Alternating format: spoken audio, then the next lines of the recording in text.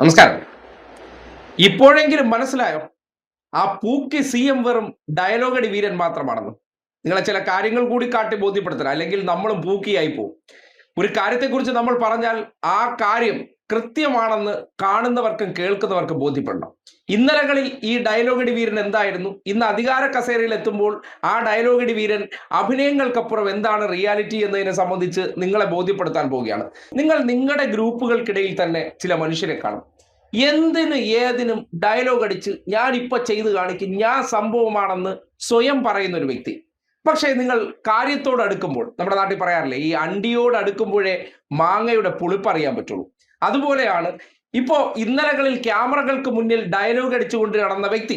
അദ്ദേഹം എന്താണെന്ന് റിയാലിറ്റിയിലേക്ക് വരുന്നത് നേരത്തെ പറഞ്ഞ ആ ഉദാഹരണവുമായി ചേർത്ത് വെച്ച് നോക്കിയാൽ മതി. അതിന് ആദ്യത്തെ ഉദാഹരണമായി നിങ്ങളെ കാട്ടിത്തരാൻ പോകുന്നത് നമ്മുടെ പൂക്കി മുഖ്യമന്ത്രി നേരത്തെ പ്രതിപക്ഷ നേതാവായിരുന്ന സന്ദർഭത്തിൽ താൻ എന്താണ്, താൻ എങ്ങനെയാണ് പിണറായി പോലെ അല്ല എന്ന് കാട്ടാൻ വേണ്ടി പറഞ്ഞ വാചകങ്ങൾ എന്തായിരുന്നു എന്ന് നിങ്ങളൊന്ന് കേട്ടെ.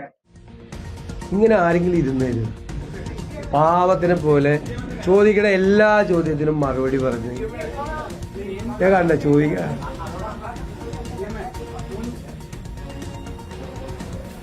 വരട്ടെ. എന്ത് കാര്യം ഉണ്ടെങ്കിലും ഞാൻ വേറെ ആരെടുത്തും പറയുന്നതിന് മുമ്പ് നിങ്ങളോട് പറയുള്ളൂ.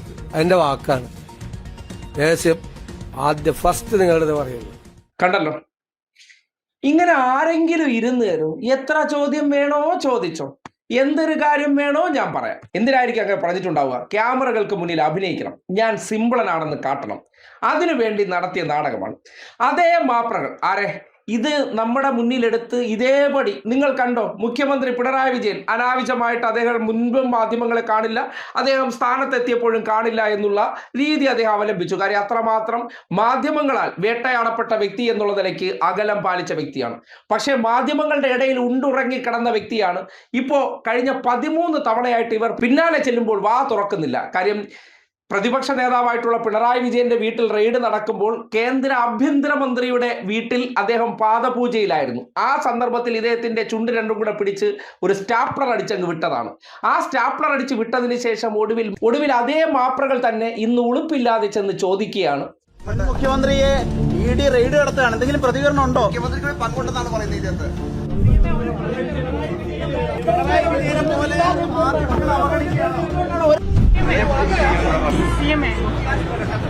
എന്തെങ്കിലും ഒരു പ്രതികരണം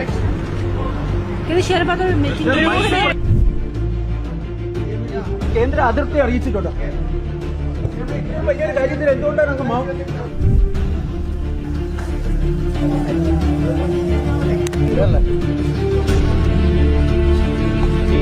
റെയ്ഡുമായിട്ട് ബന്ധപ്പെട്ട് ഒരുപാട് തവണ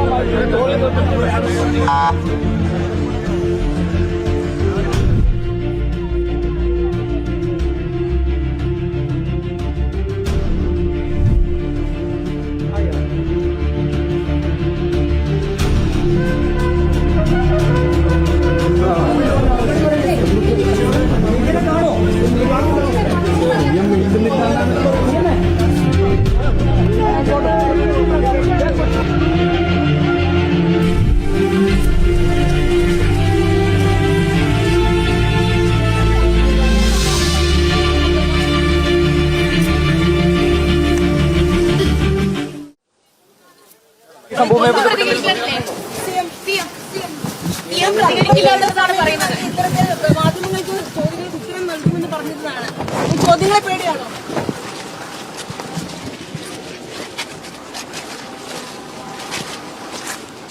കേട്ടില്ലേ? ചോദ്യങ്ങളെ പേടിയുണ്ടോ എന്ന്.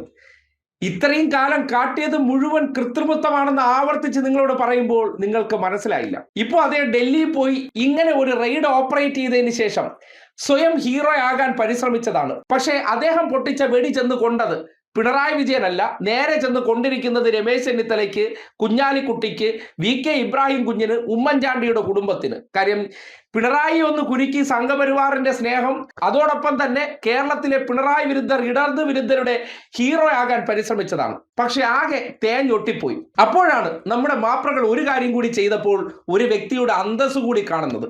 ഇതേ കാര്യം, അതായത് മുഖ്യമന്ത്രിയായിട്ടുള്ള വി.ഡി. സതീശൻ മിണ്ടുന്നില്ല എന്ന് നിലവിലെ പ്രതിപക്ഷ നേതാവിനോട് ചോദിച്ചു. മുൻകാലങ്ങളിൽ ഇതൊക്കെ ചോദിക്കുമ്പോൾ പേടിയാണ്, ചോദ്യങ്ങളെ ഭയപ്പെടുന്ന വ്യക്തിയാണെന്ന് അധിക്ഷേപിച്ച് പിണറായിയെ 10 പുലയാട്ട് നടത്തി കയ്യടി നേടിയ വ്യക്തിയും, എന്നാൽ പിണറായിയോട് ആ ചോദ്യം വന്നപ്പോൾ ആ പ്രതിപക്ഷ നേതാവ് കാട്ടിയ മാന്യത എന്താണെന്ന് നോക്കി.